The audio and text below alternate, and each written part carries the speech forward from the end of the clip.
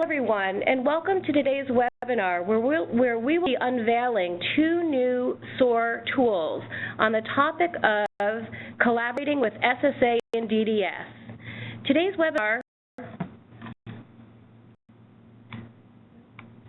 just a disclaimer before we start. We'd like to just remind you that this training is supported by the Substance Abuse and Mental Health Services Administration and the U.S. Department of Health and Human Services. The contents of this presentation do not necessarily reflect the views or policies of SAMHSA or DHHS. The training should not be considered substitutes for individualized care and treatment decisions. A few instructions before we begin. Your lines will be muted throughout the webinar, and this webinar is being recorded and will be available for download on the SOAR website in about a week. Right now, you may download the PowerPoint slides and other handouts to view.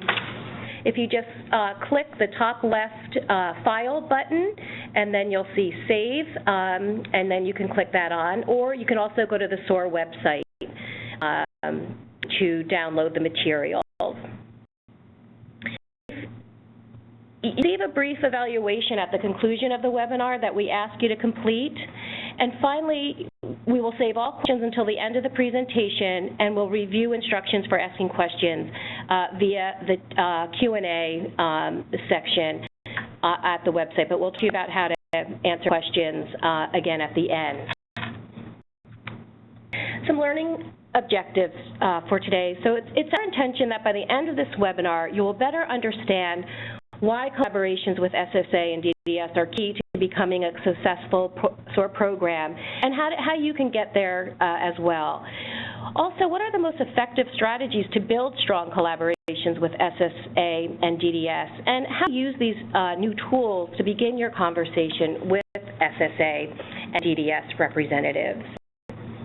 So to reach those objectives, we'll begin this afternoon with Kristen Lupfer, who will provide an important history of collaboration over the years with SSA and DDS. And then Abby Lemon will introduce the 2 new tools that she worked on as the lead for our expert panel who helped develop these new tools. And then we're going to throw it back to the state so you can hear from a few state leads on how they have been able to develop sustaining their relationships with SSA and DDS. So you're going to hear some best practices from our folks in Kansas and Maryland. And then we'll follow up with some questions and answer. So now I'm going to hand it over to Kristen Lupfer, the SOAR TA Center Project Director, who's going to share a little bit of a history and importance of collaborating with SSA and DDS. Kristen? Hi, thanks so much, Pam. So you all might think that after 10 years, we have this collaboration thing already down pat, and that there should be little that you need to do locally except just tell SSA you're ready to start SOAR, right?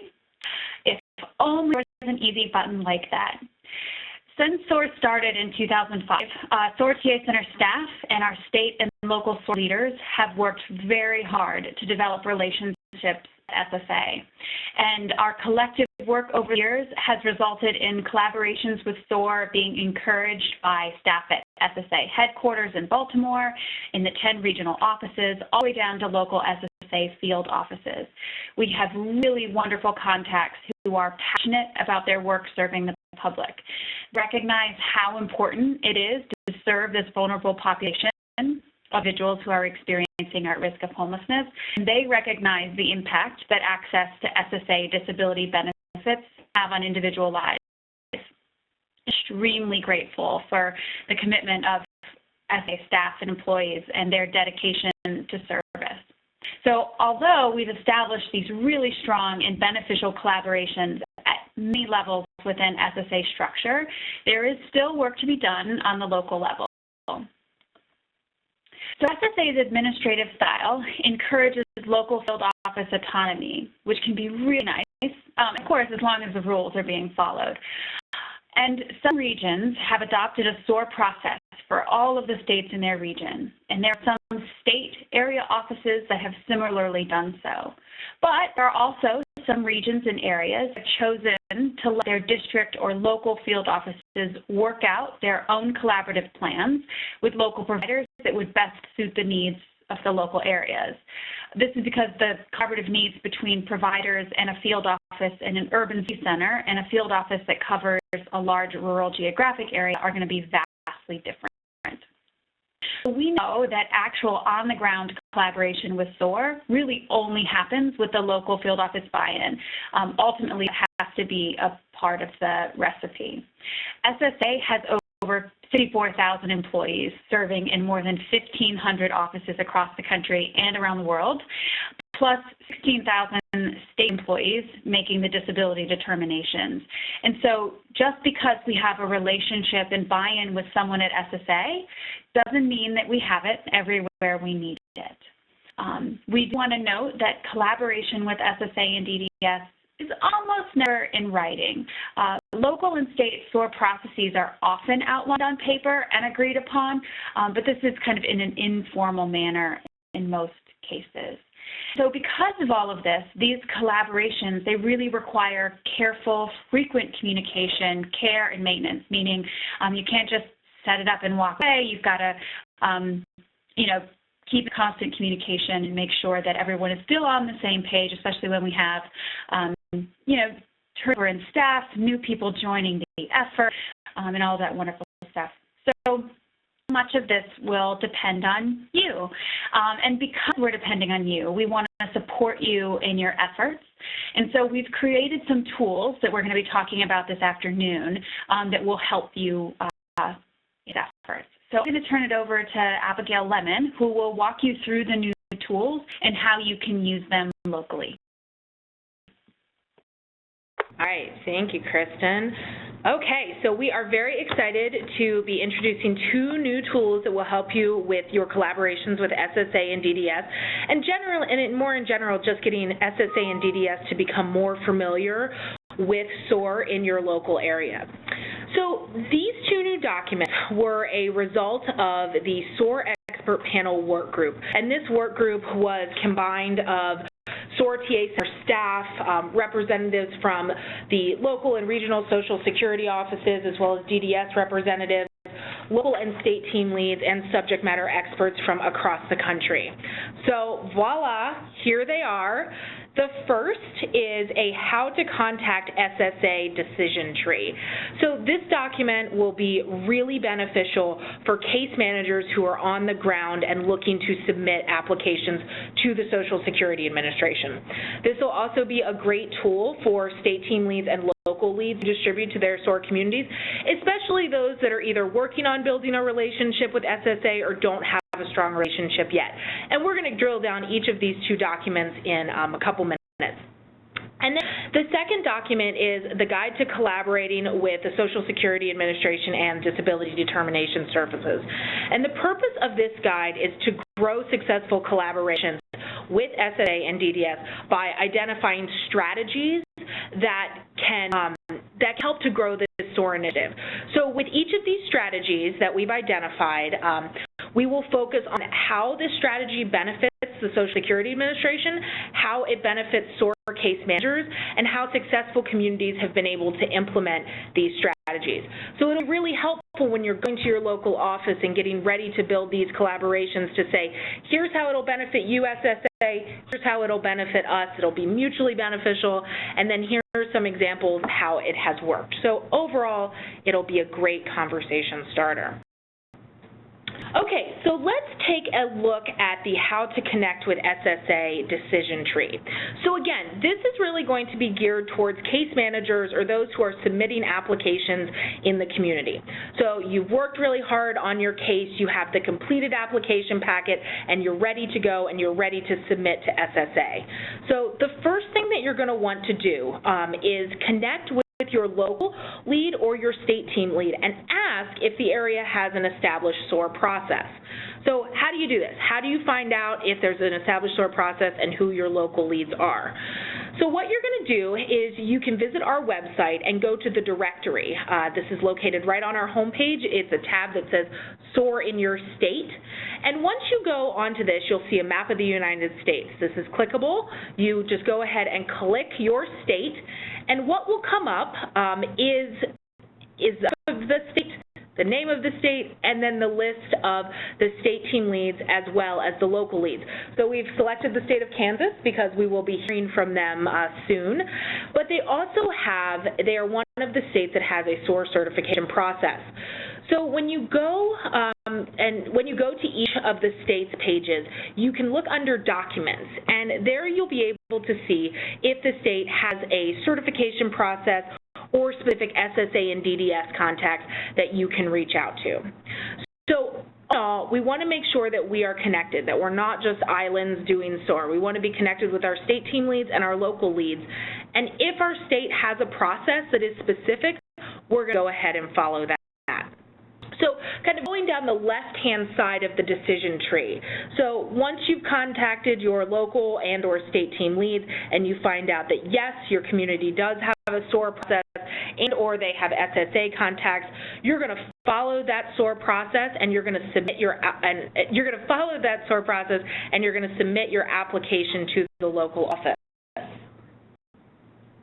After that, once you've gotten your outcomes back, you are going to go ahead and track your outcomes in OAT or however your state has decided that they are going to track them. Now, on the flip side of this, if you contact your local or state team lead and you determine that we don't have a SOAR certification process in our state, we don't have a process, or we do not have local SSA and DDS contacts, it is okay. We want you and your communities to know that even if your community does not have contacts, you can absolutely still submit SOAR applications to the local SA office. So what you're going to do is you're going to continue to file the I-claim and the ISSI when applicable online, and then you're going to get that completed application packet ready to go, and you're going to submit that to your local office. Just a reminder that complete application packet will include all the Social Security forms, medical records, and a medical summary report. Now, you might go up to the Social Security office and say, hey, I'm a representative, I'm representing so-and-so, I'm with SOAR, are you familiar with SOAR? And they might say no. And I want you to know that that is okay, and it has happened in many communities.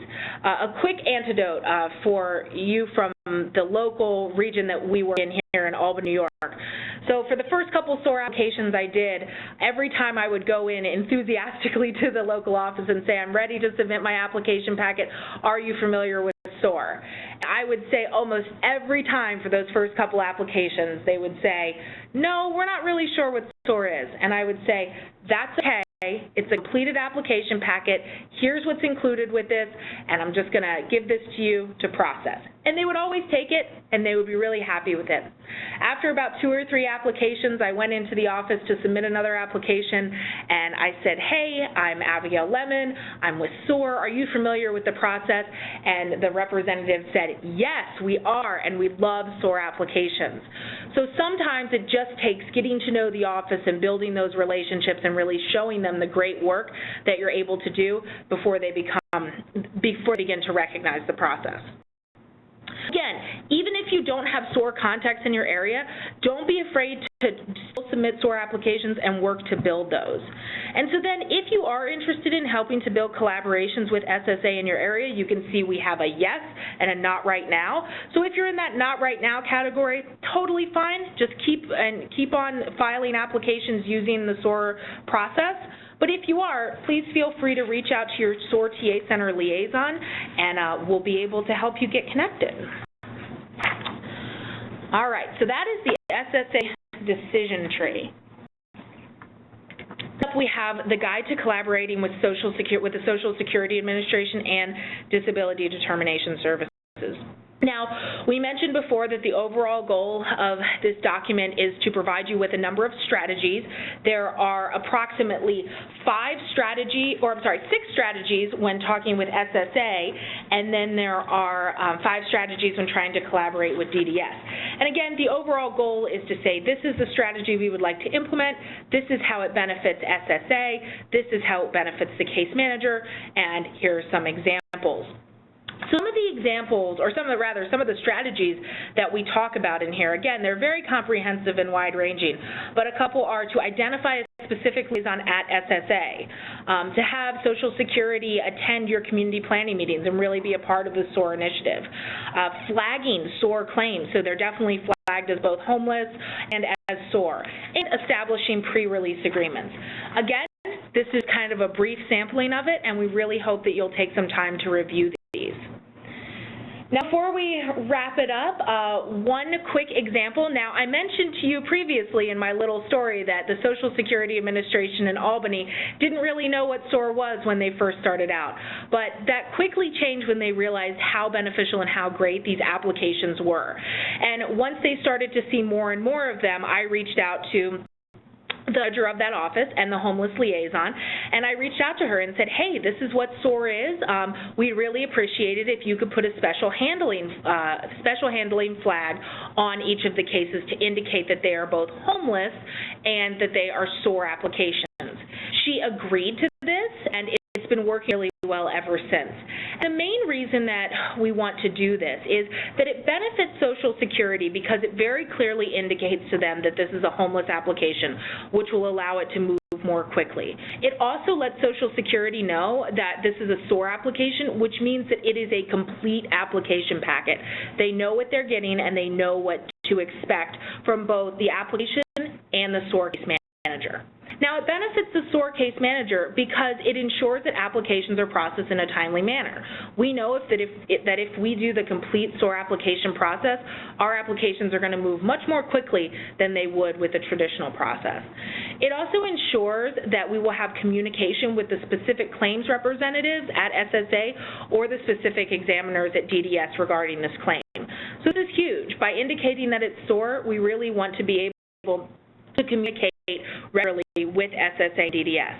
And so a great example of this, like we've been talking about, is in Albany and in our nearby town of Schenectady. The head of the local SSA office provides training to their claims representatives to recognize SOAR applications through the remarks section and the materials that are submitted. And then once identified, the claims representative immediately communicates with the SOAR case manager or the provider about this claim, and they begin the process, which again is expedited quite quickly. So it really does work. We hope that you guys will use these tools and really see these examples as beneficial, and we hope that you'll be able to implement some of these in your own community. And so with that, I am going to turn it over to Corey Snell and Missy Bogart-Starkey from Kansas, who are going to tell us about the great work they've been doing there. Thanks, Abby. This is Corey speaking. Missy is in the room with us, or with me too. So the first thing I really want to talk about, when you're at this guide for collaborating with Social Security Disability Determination Services, Kansas participates in most of the strategies that are listed. Due to time constraints, we're going to focus on just a couple of those. And the first one I really want to talk about that has been beneficial for the state is our SOAR certification process. So 2015, the end of 2015, the statewide steering committee determined that a certification process was really the way we wanted to go for the state of Kansas.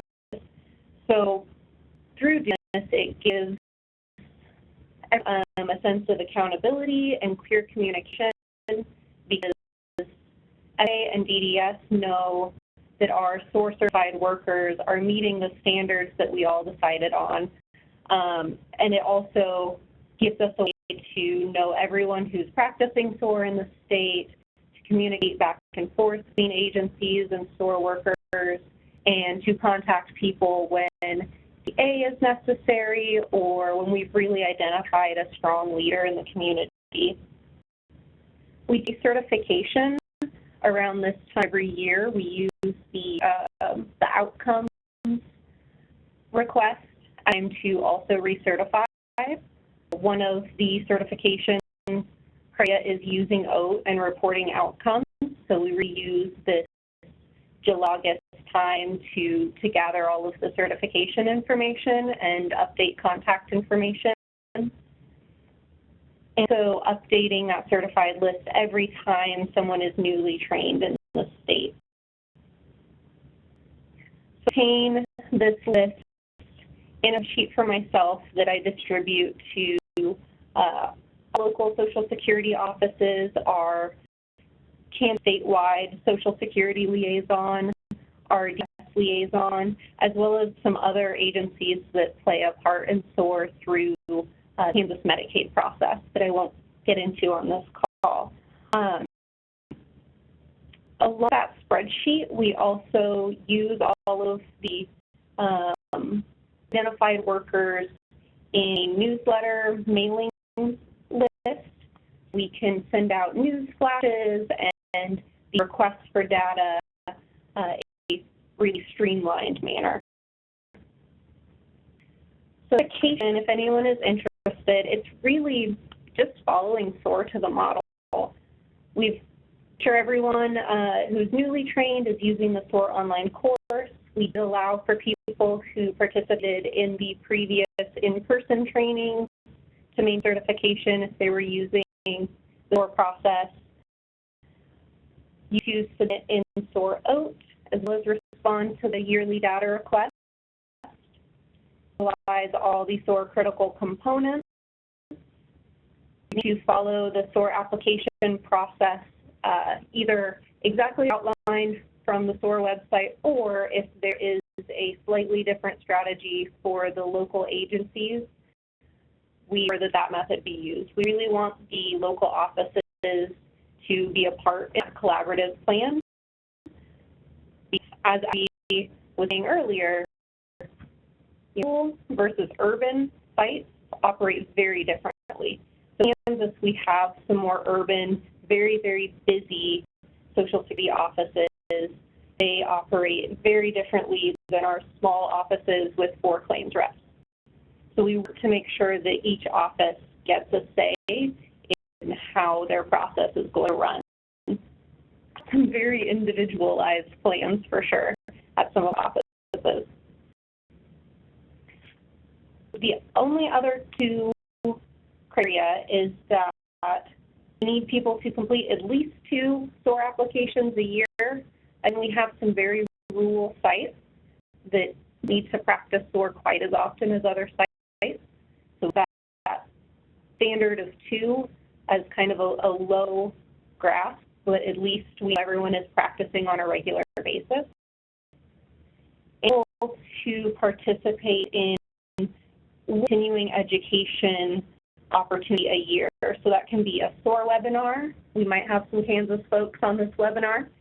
A refresher training or fundamentals training that's provided by the state or local leads. Sometimes they're provided actually by our Social Security representatives. And the opportunity is submitting an MSR for review. Alex really helped me with some of those MSR reviews because we can get quite a few, and her feedback is always amazing. So as we maintain certification, we have a statewide steering committee that's very active and very close, actually. We got a little with our steering committee yesterday, and we actually get a little silly sometimes because we talk and spend a little too much time together. But in that meeting, we were able to laugh, but we were also able to talk about some really big struggles that some of our smaller agencies are having, and are able to hash those out. Talked about the certification criteria again, because it's that time of year to recertify, and I wanted feedback from the agencies that we work with. We developed the certification process as a team and want us to review it every year as a team. I got feedback actually for this webinar, and our Social Security liaison for the state, she actually said that she used to participate in the in-person training and meet a lot more of our caseworkers face-to-face, but actually since the online training and these more purposeful, clear meetings, communication is actually much better now than it was kind of, talking to people on the go and meeting whenever you can. We sit down with a clear agenda, we get things straightened out, we mutual accountability and mutual respect. So if she has an issue that I need to address, she can always bring it to me and vice versa. So have established Social Security points of contact at Almery Field Office. We're still developing some contacts in some of the more rural areas. Wonderful DDS Liaison. She will give very clear feedback on your cases. She contacts me when she can identify a strong leader in our area who calls her often, or some cases that could need the CA. She's also helped a few case managers that have called and, help understanding why a claim was denied. She's graciously helped them go over the decision rationale. RC collaboration is invaluable, but we got there through giving as much as we're getting. So here that we're giving quality applications, that we're maintaining our side of the bargain, that we're maintaining contact, we're maintaining a standard of quality so that they can continue to give us this streamlined process, this extra attention, and understanding that these agency leads really do care about the people that we're helping as much as we do. We have a local agency liaison who, when I was working with her, talked about how frustrated she was as a claims rep when she would see someone walk into the office. She'd sit down and help them fill out an application and just know that trying to contact them again to get additional information, to let them know that they were awarded, it just wasn't going to happen. So for her, knowing that there are advocates in the community that can help maintain contact, make sure that this person gets all the information they need to get to the Social Security Administration, make sure that this person knows that they're receiving benefits. That recreated some buy-in for her because she wanted to make sure that these individuals that she would see come in and really be struggling would get benefits that they clearly deserve. So we have on our steering committee, again, we've got Social Security representation, DDS.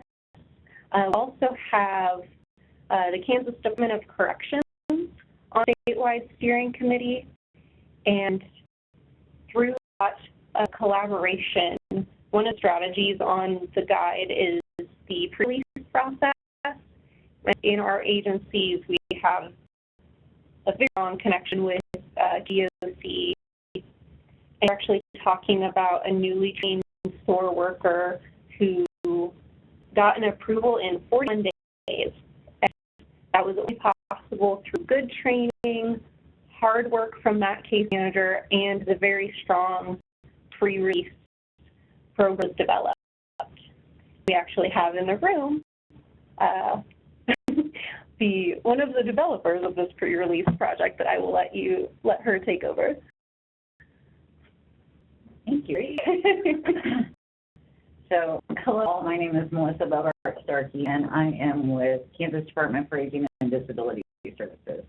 And Corey pretty much hit on the highlights from Kansas. One thing I think that's important to note is that we learned very quickly through the creation of pre-release and collaborating with Social Security and Disability Determination Services that the way we handled cases inside correctional facilities and state hospital institutions way different than cases weren't handled in the communities. Lessons learned were to actually stack and become entrenched in the Social Security Administration to limit into what their needs were from us to be able to the cases actually move through the process at a quicker rate. To seek out information from Social Security and Disability Determination through the steering committees. And I basically are both now at KDAD, the Behavioral Health Services Commission, and one of the things that we've done at the state level to streamline our own internal state process was to separate between institutional care for SOAR and community-based care for SOAR. So he leads the team for community-based SOAR applications, and I generally lead the team for institutional-based SOAR applications. We are doing grassroots campaigns across the state by doing training together on a monthly basis. What's it back to Corey?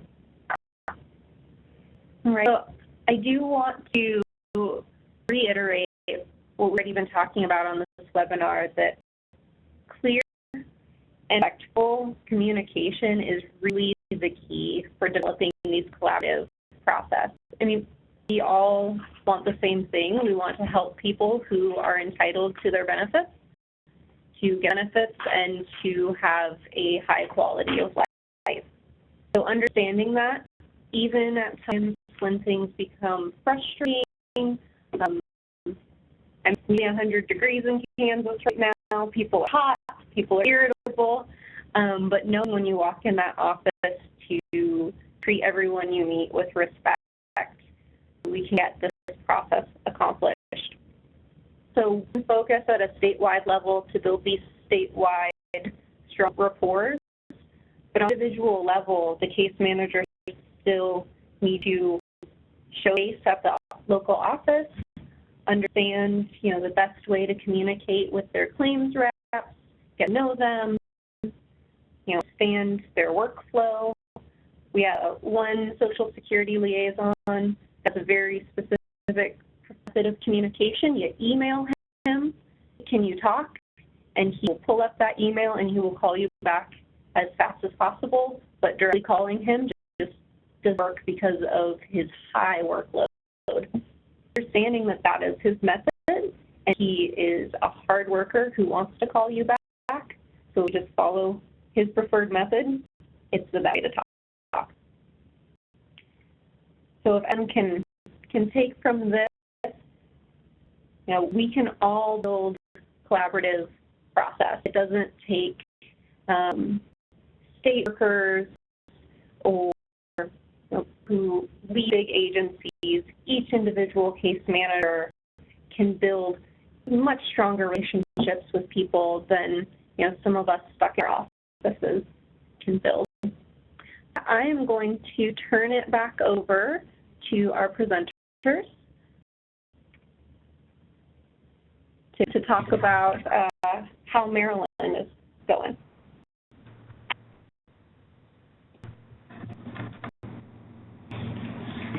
Hi.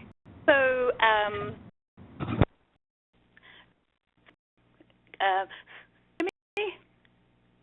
Caroline, we can hear you. Excellent. I'm being echo. I'm fine now. So first of all, I'd like to say just how delighted I am to be here today, and to say what a great night I think it is. And I would also say many things that Corey and Missy said, I'd 100% echo.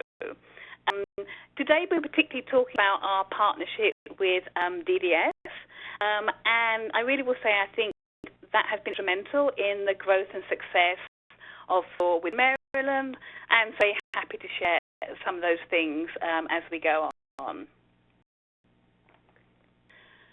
In many states, it's not uncommon because of the high volume of work for DDS to have to send cases out of state to be adjudicated. And that can make it really hard to really have communication, to build those relationships. And so one thing we've done in Maryland that's really helped this is that we actually have nominated examiners who do all of our SOAR cases. It's actually, as of today, has gone up to 11, which is even more exciting. But basically, they will work with every single SOAR case. And how it works is as soon as a case gets to DDS, it's triaged and then immediately given to one of these nominated examiners. And they can start immediately working with the SOAR case manager. So we'll see in a moment that really speeds up the process, but it also helps us build really effective relationships. Like Kansas, we have a certification process, and one of the things we ask as part of that is about relationships and partnerships, and one of them asks about DDS, and I think 100% of the time, people have nothing but praise for the way they've been able to work with the examiners, which I think is a really, really amazing thing. In terms of those benefits, I mean, there are just so many, but some we want to focus on is I think it's really allowed us to understand more what it is that DDS needs, the type of information that helps, the type of information that doesn't really add to a case, and really what needs to be documented to allow a determination to be made. We focus on the sequential evaluation and the blue book and the listings. For those of you who are SOAR trained, you'll know how important those are. But really, they are telling us the criteria that DDS needs to see if they're going to be able to allow a case. And we haven't run the numbers for this year, but when we last run the numbers, 80% of all our SOAR cases met or equal the listings. And this is huge because it means that we get more allowances, and it also speeds up the process because they're having the evidence they need to show that this person, yes, is unable to work. I think having these nominated, dedicated examiners is they really get to see the benefits of the SOAR process. If an examiner does a SOAR claim and then doesn't do another one for, I don't know, say 6 months, they're unlikely to see how the SOAR components really add to a case. Whereas really when ours really work with us and they see the benefits of the MSR, the medical summary report, giving the medical record and that relationship, I think they can see that it makes their life and work easier, and they can really sort of see the positive benefits. And one of the things we also try and do, again, picking up on what Corey said, we extend the things in terms of, for DDS, they often really have no idea about the outcome. You know, they make a decision, but they don't know the impact. And so we collect success stories that we share that really show that thanks to being able to obtain the benefits, this person now has housing, or that person has now gone back to work or into education, or getting the health care they need. So again, it really helps the DDS examiner see that the work they do has very, very far-reaching implications for people. There's lots of ways that it helps with DS, but one of the key ways that we really try and implement is, again, as Corey said, making sure that we do the SOAR components. This works because we know it works. If the components are missed, then it's unlikely to have such a streamlined process. So one of the key ones, as you know, is to identify with the person where they've been treated, to collect those medical records, and then submit them directly to DDS. And this is huge, I think, for a number of reasons. It absolutely speeds up the process. You know, we start collecting those records as soon as we really start working with the person. So by the time we're ready to submit, hopefully we have all the records, or at least most of those. And then as soon as it gets to DDS, we can then submit them. This obviously contrasts with a non-SOAR case where DDS, of course, can't send out for records until they get the case. They have to send out their requests. They have to wait for them to come back. And so by being able to provide all the records up front, it really allows them to start making determinations straight away. Go back. The other thing I think it does is it's not uncommon for somebody not to really remember where they've been treated or when they were treated. And so by collecting the medical records, we can also identify additional treating sources. Record says, you know, they charged to this provider, or prior to coming here, they were getting treatment from X. We didn't know that. The person had forgotten.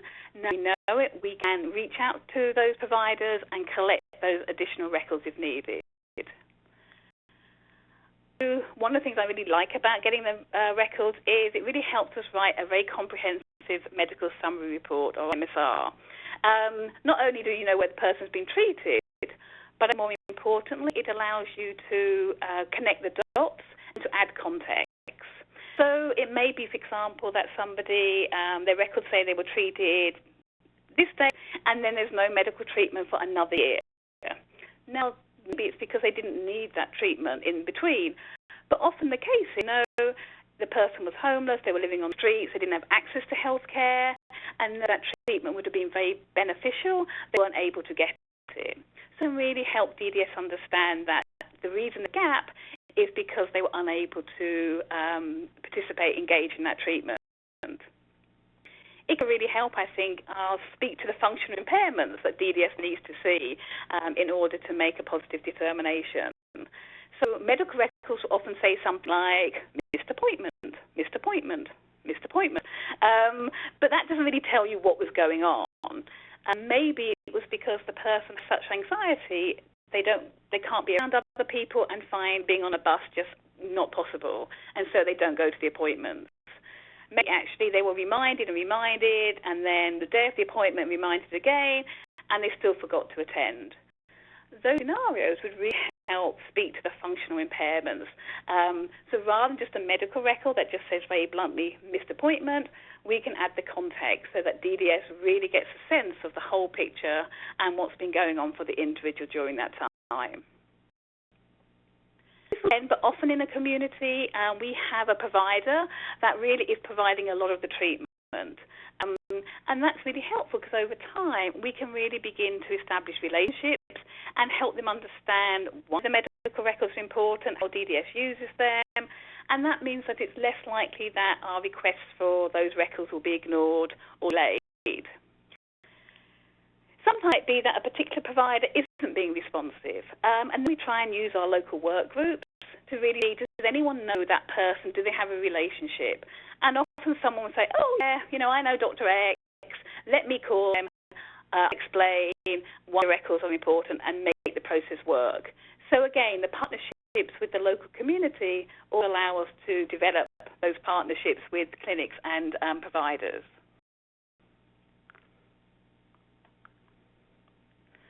From this perspective, I actually, a bit like Corey, I sent it to our DDF Liaison, this PowerPoint, to see if she wanted to add anything or have any comments, and she certainly agreed with what was here.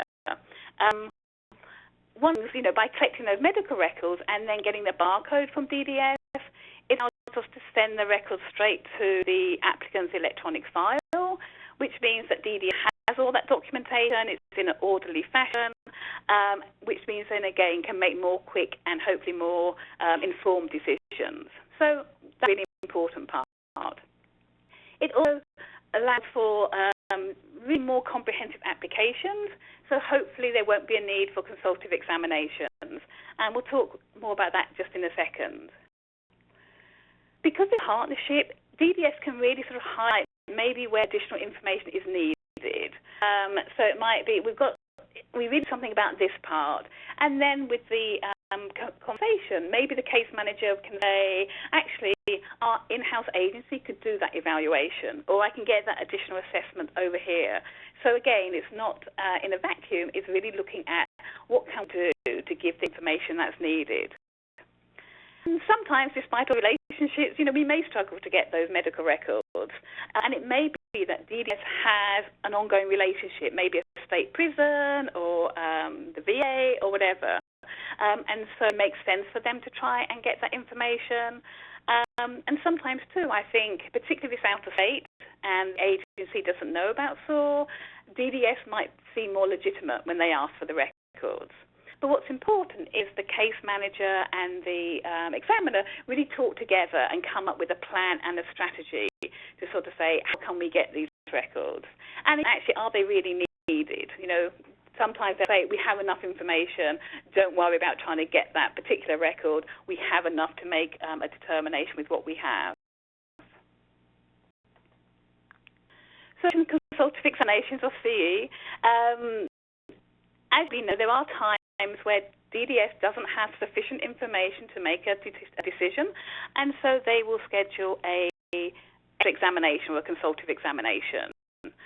From DDS's point of view, these are costly, they take more time, particularly if the person misses it and they have to reschedule. But from the individual's point of view, also I think quite challenging. First of all, I think it's very stressful to have to go and meet a complete stranger and talk about, some things that might find difficult to talk about. Secondly, and again, particularly in more rural communities, even getting to the appointment can be a challenge. There may be a lack of transport, or it may be long distance. And then thirdly, again, it delays the process. DDS have to schedule that appointment, the person has to go, a report has to be written and sent back to DS. So it really lengthens the time that it takes for a decision to be made. So with SOAR, we really, really try and limit the need for consultative examinations wherever possible. And we think by those comprehensive medical records and the MSR and communicating with DDS about what they have and whether we can actually provide other information without the need for that CE. And again, these data are old because it's coming to the end of the year and we'll be running our data again. But basically, we find that for SOAR cases to have all half the number of CEs needed. So when we last run the data, about 30% of SOAR cases needed a CE compared with nearly 60% for non-SOAR cases. So our expectation with the changes in who can count as a medical source, then we expect that number to go even lower because sometimes people have needed a CE because they've only been seen by a nurse practitioner rather than a doctor or psychiatrist. And now that's changed. We would hope that, again, that we see the number of CEs going down. But it's also something we check in with DDS. If there's a particular community we're seeing more CEs than another, we look what's going on and see if we can put something in place to avoid the need for that. So I think, and again, I love some of the things that Corey was saying because I think I would echo so much of them. And this applies to SSA as well, but for the purpose of today, we were talking specifically about DDS, but really all partners in SOAR really, I think, fit this slide. It's really about having them as a true partner, not as somebody that you see as outside of the SOAR process, but really part of your SOAR community. So some examples. Here in Maryland, we are very fortunate to have a very engaged medical relations director, Caroline Mason, who I know actually talked on some of these webinars before. And she will attend all our SOAR trainings. She trains specifically around DDS issues, so around sequential evaluation, about listings, materiality. And we'll say even if we know the information ourselves, it is just so much more impactful to have somebody who's doing the work give that information. And we'll ask questions. I think, can give a much more nuanced approach and also own the agency and talk about this is what it's like, this is why we do this, or this is the challenge if this doesn't happen. So I think hearing from the individuals who are undertaking the work is very powerful for our case managers.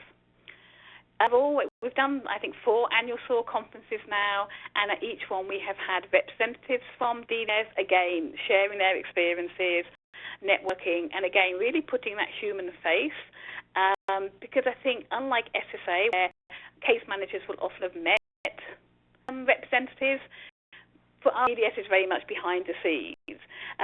So actually having a chance to meet the examiners face-to-face, to talk with them, to realise that they're people too, I think is incredibly helpful.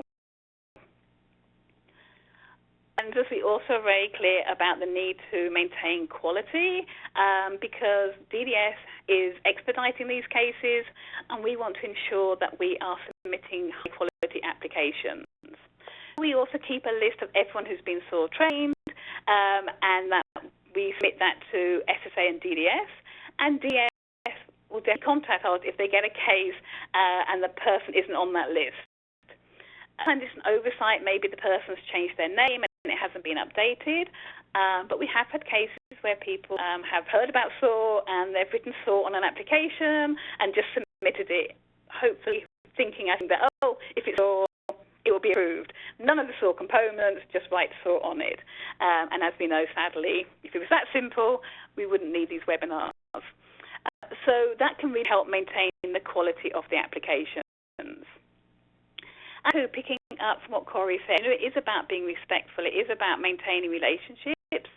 And what we really try and do is make sure that issues are allowed to fester. I think what happens in collaborations is one per agency isn't doing what we think they should. And rather than tell them, we talk to our co-workers, or we sit and complain, or we mutter under our breath, but don't directly address it.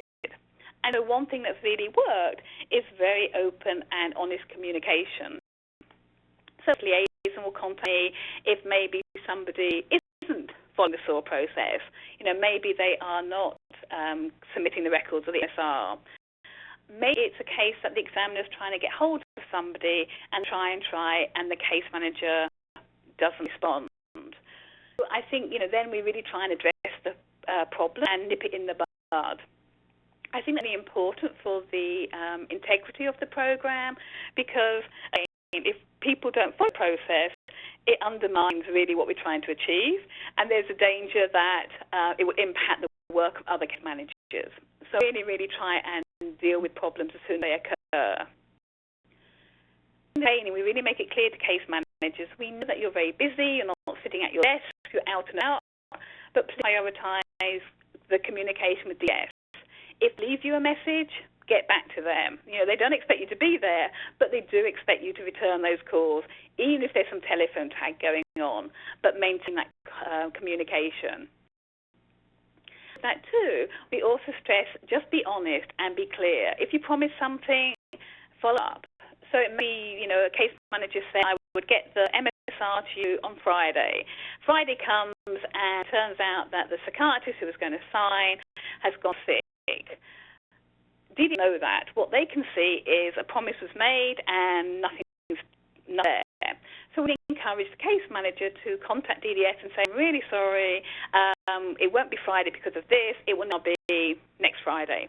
And our examiners are so understanding, and they're really great about that.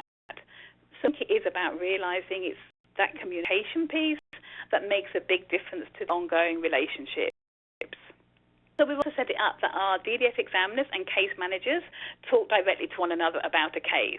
And we give all our case managers the emails and phone numbers of those examiners, and the examiners have the case managers' phone numbers, etc. What we also done, though, is if it's a bigger issue or more like a very problematic case or something's going wrong with the process, we actually ask that it's the local lead or the state SOAR lead who talk directly with our liaison. And the reason we did that was really to make sure that that person isn't bombarded with different queries, but that there's very streamlined communication channels. And again, that seems to work really well. What I haven't touched on today that we sort of got a bit, but just really want to emphasize when I was thinking about this, is the importance of data.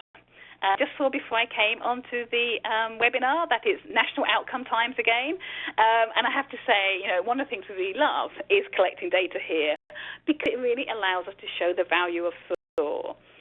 So if you are in a community where you haven't really got as good as partnerships as you like, look at your data.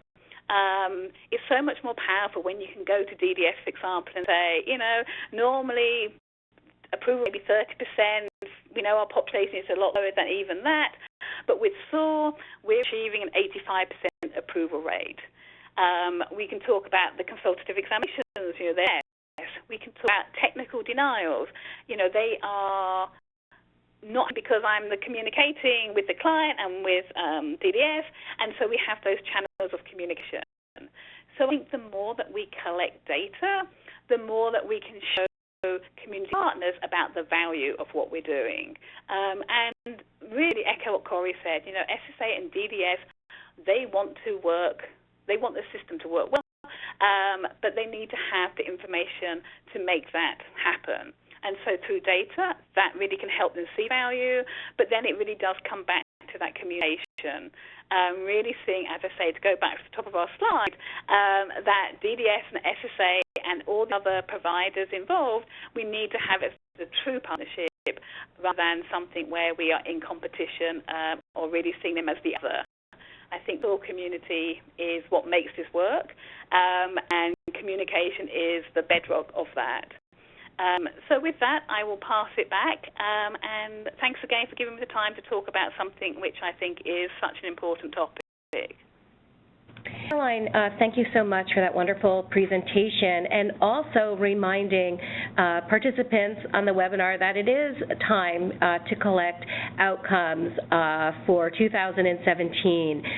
So we appreciate that plug very, very much, because as you said, it is very important to collect data to show that it's working, that SOAR works, and even better to share that with your SSA and DDS partners, because as you said, they are part of the community. They want to end homelessness as much as we do. So by sharing it with them, which I think does get overlooked, is just a great thing to do. So we do appreciate you adding that on.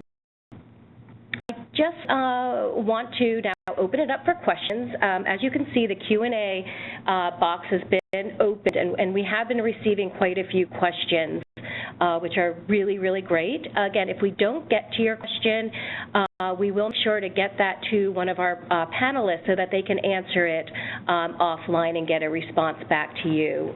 So we just really want to make sure that you know that if your question doesn't get asked, we will get it answered after the webinar today. So we have a question, and this is for Corey and Missy in Kansas. It's about your certification process. The question is, if a SOAR provider cannot complete 2 SOAR applications a year, what then happens to their certification? So one, I have a little asterisk next to that criteria. If the agency is developing infrastructure, so if they have newly trained SOAR workers, if they're still trying to figure out how to make the process work in their agency, we will work with people. Honestly, last year when I did recertification, I only removed one person because last week she didn't complete at least 2 applications. She said that she didn't want to maintain her SOAR certification anymore. So we're very willing and happy to work with people.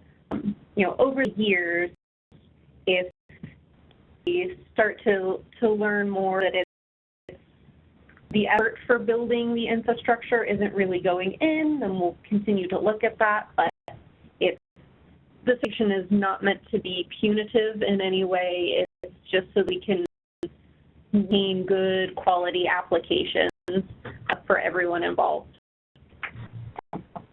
Thanks, Corey. And would you be able to share your certification handout? I don't know if I'm able to share it right now in the webinar, but I'd be very happy to share it with everyone offline. You can contact me through the directory, so we have everyone by clicking on that little state right in the center. That's Kansas. And also, if you sign up for our newsletter, I am trying to keep that as much to Kansas certified as possible, but a welcome email is sent to anyone that signs up for our newsletter that fills out our certification process. Yeah. Thanks, Corey. We can make sure that's uploaded on the SOAR website under the webinar archive for this one, so we'll be sure to include that there. But yeah, again, feel free to get in touch with Corey. Her email is on the state page. And I know one of the criteria is to attend a webinar. I think at least 2 continuing ed events, and the STA Center webinars is one of them. So if folks in Kansas are on this call and are attending the webinar, you just, ticked one off. So that's really good to know. So we have another comment, actually, and this is for Kansas, from Sherry Schatz, who says, wow, 41 days, amazing. I was proud of a 9-month process start to finish. So that was just a shout out to you in Kansas for getting an allowance in 41 days. That's very good. So we have a question here. This is having to do with caseworkers who have dual roles. Maybe they're an eligibility specialist as well as a case manager, and their workloads are very high. So the question is, how how can agencies make contact with SSA and DS and find the opportunity to make those connections if case managers are very busy. So I'm just going to throw that out to either Caroline, Corey, or Missy. Do you ask case managers to make the contact with SSA and DDS, or do you go through state leads or local leads to do that? Caroline, we really make a lot of use of state and local leads. One thing we found, like many states, I think, where originally we trained a lot of people and realized there really wasn't the infrastructure to support, particularly, as you say, most people are doing SOAR with one of a million other things as well. And so by having a structure, we have a state lead and we have quarterly state planning meetings that SSA and DDS attend. And then on a local level, we really rely on our local leads to facilitate that ongoing relationship. And then really with the case managers, it's more and case by case. So they will contact the DDS examiner if need, to submit the information. If they have a robust case, then actually there's very little ongoing communication needed. But again, it's really all been set up by state and local lead process to really minimize the need for individual case managers to have to spend a lot of time investing in those partnerships. I will say, though, that if people are finding cases, the local field office, particularly at SSA, really get to know and value them. So those relationships tend to grow more organically, I would say. Have anything to add to that?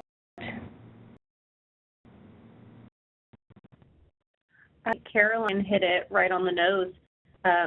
We have the statewide steering committee, the local regional leads holding meetings and really paving the way for those connections, but we can invest the time to develop personal, meaningful relationships. It's the best way to go. Some of those have been developed just incrementally when you call or turn in applications. They are developed through the regional meetings, which in most of our agencies are held quarterly.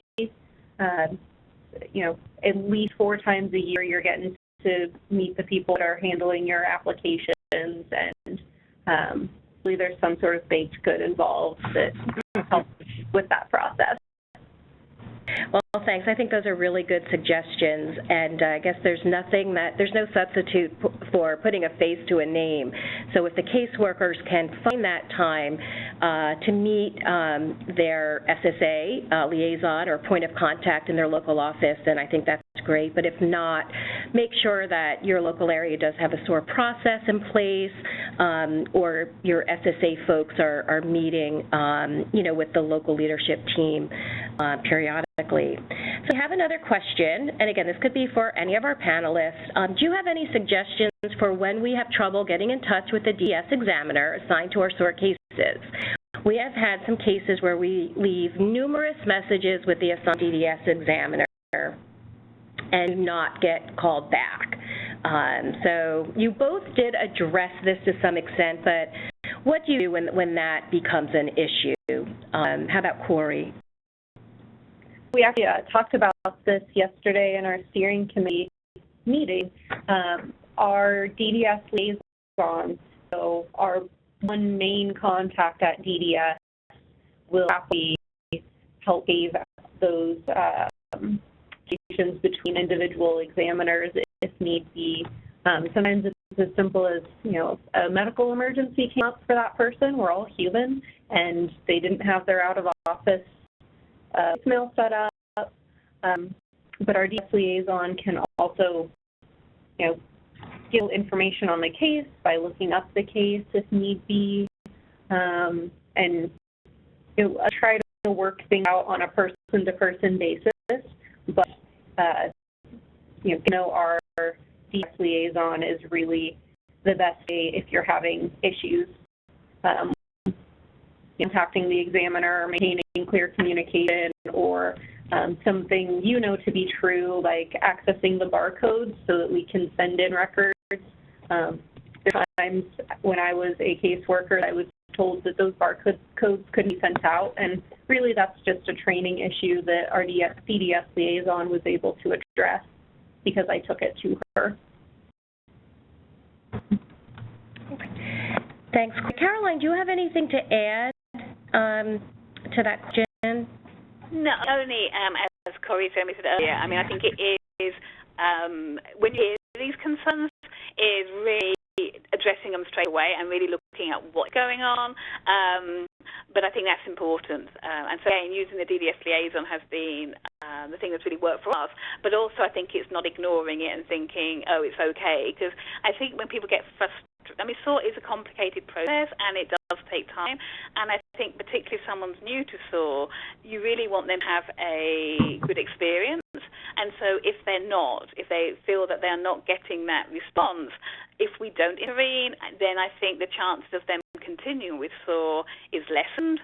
And so we really want to, as I say, if these come up, take it seriously and try and see what's going on and come to a solution. And as Corey said, sometimes it's just knowing what works. We have the same with our examiners. Some prefer phone, some prefer email. And again, I think it's, it's great to find, what's going to work with your day. Are you someone who starts early or late, or phone versus email? That type of thing, I think, can really help overcome some of this. Thanks, Caroline. We have a question about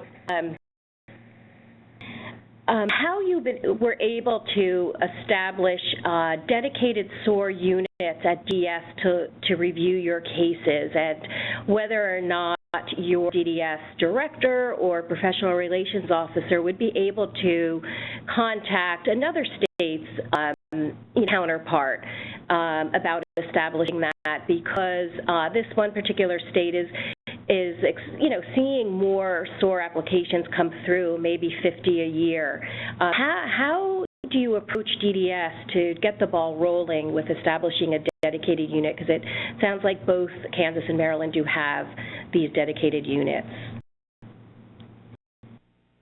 Would you like to share how that got started, and maybe if there were any rough paths in getting that up and running, to share a little bit about that process? I think actually we were fortunate that, and this was even before my time, so when we first started looking at SOAR, these were on board really right from the start. I think they really could see the value.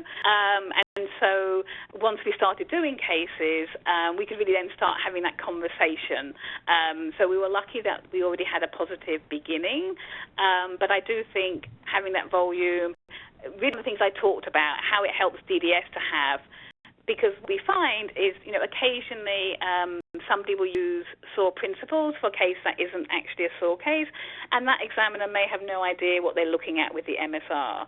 So I think it really helps DDS to the cases when they have individuals who are doing all the SOAR cases. I think it is that conversation, and I do think we often find that the partner-to-partner works really well. So doctors-to-doctors about why you should sign a report works better maybe than a case manager to that doctor. I can't promise because she's not on the line. I will go out on a limb and say that I would be happy to try and facilitate our DDS liaison talking with another state's equivalent, if that would be helpful.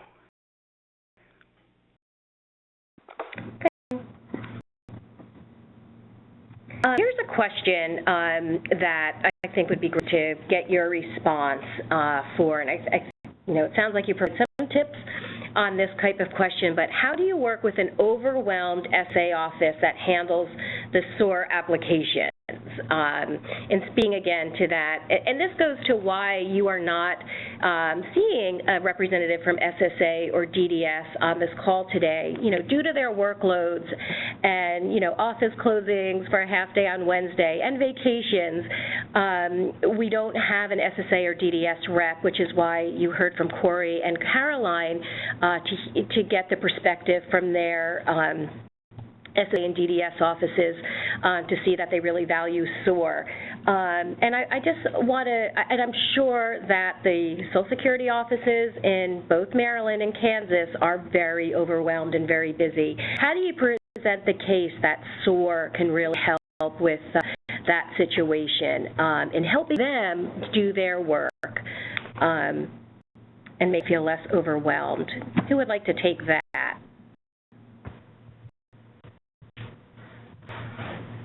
This is Corey. I'll jump in on that. So WIC is our biggest city in Kansas, and recently, I think it was in April, we all met to figure out how to develop the best process for that center. I went in, and it was the biggest Social Security office I've ever seen. They are quite busy, and heard from both the Social Security office and caseworkers that the wait time to meet with somebody can be very long. So we talked with the SOAR worker, or the SOAR liaison in that office. He's the one who prefers to email me and I will call you, and we really just handed out, you want to help these individuals, we want to help these individuals, how do we make this work? He pointed out all the things that he needs to be able to have a streamlined application process, pointed out the things that really slow his end of it down. If you leave blanks on online applications, somebody has to go in and hand fill it out. Just little things here and there that can really slow down the Social Security office's side of things that we as caseworkers had no idea about. And just really talked about the best efficient method for everyone involved and listened to each other. That's really practical and helpful to SSA. Again, and when they add up all the hours where they do not have to interview the individual for an SSI application, then again, when you add up all those hours, that does save them a lot of time. That's good practical advice. Here's another question, because both of you, both of your states have not only a dedicated unit, but have a DDS liaison, maybe the public relations officer, the PRO, that you contact, when there's issues. And this question comes from a state where it sounds like they don't have a SOAR process in place to determine workflow once it gets from SSA to DDS. How do you begin by establishing a relationship with your state DDS professional relations officer? What would be the first step that you would recommend? How about Corey? Would you like to add that? Well, I was actually fortunate as a SOAR caseworker before becoming the SOAR state lead. We already had a very strong relationship developed with DS.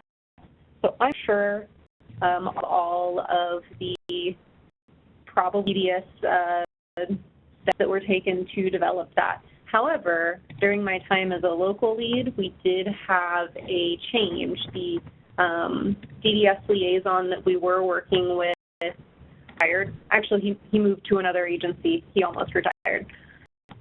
He asked us to present at their annual DDS summit. So the entire unit, just the entire DDS unit. We actually don't have a dedicated SOAR unit with our DDS. We just have our liaison. But we educated the entire DDS examiners in Kansas about the SOAR process at this annual meeting they held. And during that, we asked if anyone would be interested in taking over the liaison place. And we were fortunate that our current liaison raised her hand immediately. She has experience working in the community as well as DDS, so she knows perspective from all sides. So really talking with somebody about, are there meetings that I could come present? If that's not a possibility, maybe making some sort of handout. Like I made a 2-page flyer that's just, here's what SOAR process is, here's how it's beneficial for you all, because we can help you by, putting together a clear application, helping you to not have to hunt down those records because we're happy to do it for you, home by be a point of contact for individuals that are sometimes hard to contact, avoiding CEs, which takes a lot of time, and taxpayers. So I would just start by finding an examiner that is helpful and happy to talk to you and getting your foot in the door that way. We have another question here, and this goes to the strategy and the conversation guide, the collaboration guide that we have about local SOAR processes and what you can do to, influence the SOAR process, especially when a local office may have their preferences, but it's difficult for the applicant, for example, to come into the SSA office for an interview if the local preference is the applicant come in first. So what do you do? How did you kind of overcome that? Do your caseworkers go in with the applicant, for that when you drop off the SSI application? And we're speaking of applicants that just going to the Social Security office could trigger symptoms. It may be something that you can't do. How did you put that in your SOAR process, that either you'll submit everything online or the case manager will bring in the completed application? And I'm thinking, Caroline, for that question. Yeah, so I think partly echoing what Corey said in terms of actually meeting with SSA, I would have to say we find that generally our SSA field offices are really happy that we are submitting either the paper either through hand delivery or through fax.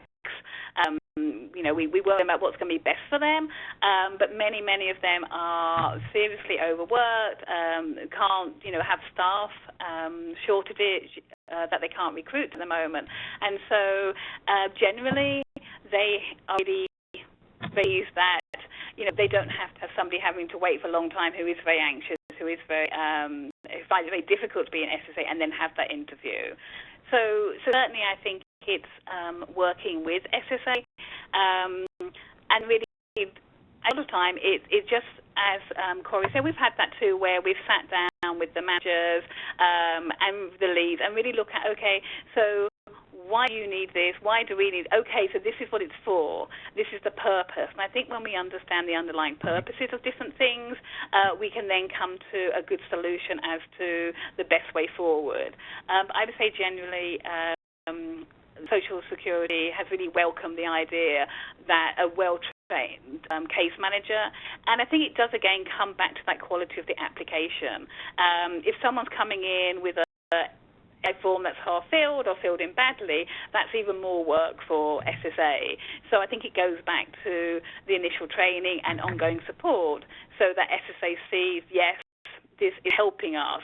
And that's the question, really. How can we help you to do your job? Because if you're helped, everyone's helped. And that's really where we come from. Right. Thanks, Caroline. We have a question about establishing your initial relationship with your SSA field office or district office.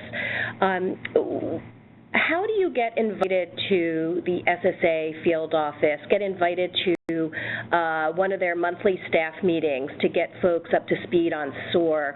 What kind of suggestions would you have to be invited to a district office's monthly staff meeting? And do you think that would help get the office up to speed on SOAR? How about any of you, have you done that as a strategy? Even to update new hires, possibly, at the Social Security offices? So this is Caroline. I would say you don't wait to be invited because I know that necessarily you're willing to. So, I think one thing we really try and stress is that, we know it's really hard for SSA representatives to leave the office. So we'll definitely, always say, well, come to you. Is it a time that's good for you? So a few times, for example, we've come at 8 in the morning because they can then meet with us before they really open the doors. One of our local field groups has a quarterly meeting that we move the venue to SSA so they can actively participate.